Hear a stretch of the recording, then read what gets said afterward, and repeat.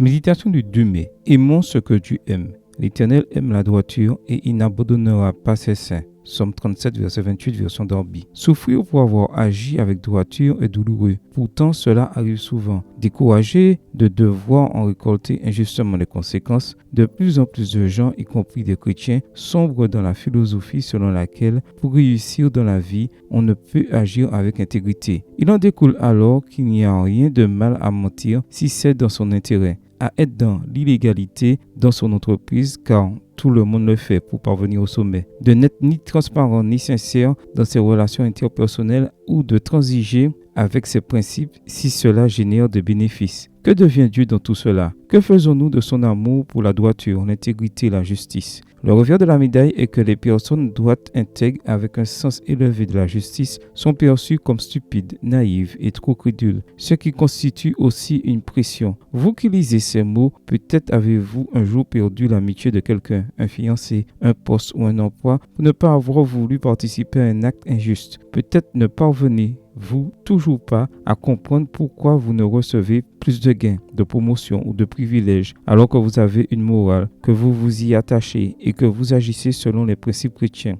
C'est franchement douloureux et décourageant, mais cela fait partie du cheminement chrétien. Malgré le fait d'être le seul réellement juste qui ait vécu sous cette terre, même Jésus a enduré ce type de souffrance. La personne qui a choisi le Christ comme modèle peut faire face aux attaques et même aux mauvais traitements que soulève le témoignage de foi que sa vie donne. La manière dont un chrétien engagé rayonne n'est pas toujours bien reçue par celui qui décide de vivre dans l'obscurité. Le psaume 37 nous parle de cette réalité. Dans ces 40 versets, il reconnaît cette situation et nous donne des conseils pour y faire face. Voici la recommandation du psalmiste. Confie-toi en l'Éternel et pratique le bien, verset 3, parce que cela s'associe à la promesse de la vie éternelle. Le psaume 37 nous exhorte à rester patient et à espérer en Dieu, sachant qu'il a connaissance de tout ce qui nous arrive. À nous et à nos enfants, et même des plans conçus pour ceux qui ne désirent pas vivre dans la lumière. Bien qu'il soit tentant de penser que tout irait mieux en mentant, en trompant et en laissant